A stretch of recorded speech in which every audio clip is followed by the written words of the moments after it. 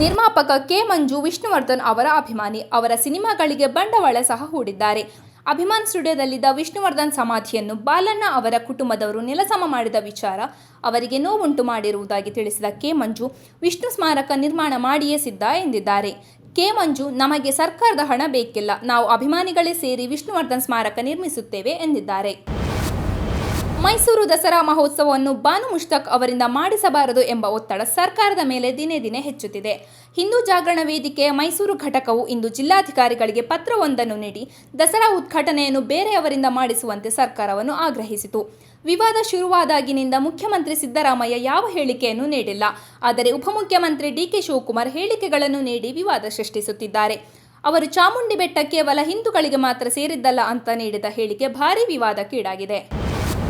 ಧರ್ಮಸ್ಥಳದಲ್ಲಿ ಇಂದು ಬೆಳಗ್ಗೆ ನಡೆದ ಮಹತ್ವದ ಕಾರ್ಯಕ್ರಮದಲ್ಲಿ ನಾಡಿನ ಸಮಸ್ತ ಜೈನ ಮಠಗಳ ಭಟ್ಟಾರಕರ ಸ್ವಾಮೀಜಿಗಳು ಒಗ್ಗಟ್ಟಿನಿಂದ ಭಾಗವಹಿಸಿ ಧರ್ಮಾಧಿಕಾರಿ ಡಾಕ್ಟರ್ ಡಿ. ವೀರೇಂದ್ರ ಹೆಗಡೆ ಅವರಿಗೆ ಬೆಂಬಲ ಸೂಚಿಸಿದರು. ಧರ್ಮಸ್ಥಳದ ಮಹಾದ್ವಾರದಲ್ಲಿ ಸೇರಿದ್ದ ಜೈನ ಸಮುದಾಯದ ನಾಯಕರು ನಂತರ ಜಥಾವಾಗಿ ಮುಂದೆ ಸಾಗಿದರು. ಬೆಳಗ್ಗೆ 10 ಗಂಟೆಗೆ ಆರಂಭವಾದ ಈ ಕಾರ್ಯಕ್ರಮದಲ್ಲಿ ನೂರಾರು ಭಕ್ತರು ಪಾಲ್ಗೊಂಡು ಧರ್ಮಸ್ಥಳದ ಧಾರ್ಮಿಕ ಪರಂಪರೆಯೊಂದಿಗೆ ನಿಂತಿದ್ದಾರೆಂಬುದನ್ನು ಸ್ಪಷ್ಟಪಡಿಸಿದರು.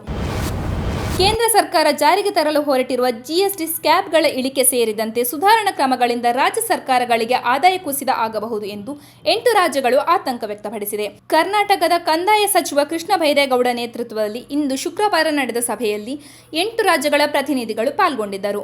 ಈ ವೇಳೆ ಜಿಎಸ್ಟಿ ದರ ಇಳಿಕೆಯಿಂದ ರಾಜ್ಯದ ಆದಾಯವು ಕುಂಠಿತವಾಗಬಹುದು ಎಂದು ಎಲ್ಲರೂ ಒಮ್ಮತದಿಂದ ಅಭಿಪ್ರಾಯವನ್ನು ವ್ಯಕ್ತಪಡಿಸಿದ್ದಾರೆ. ರಾಜ್ಯಗಳಿಗೆ ಆಗಬಹುದಾದ ನಷ್ಟವನ್ನು ಕೇಂದ್ರವು ಭರಿಸಬೇಕೆಂದು ಇವು ಒತ್ತಾಯಿಸಿವೆ.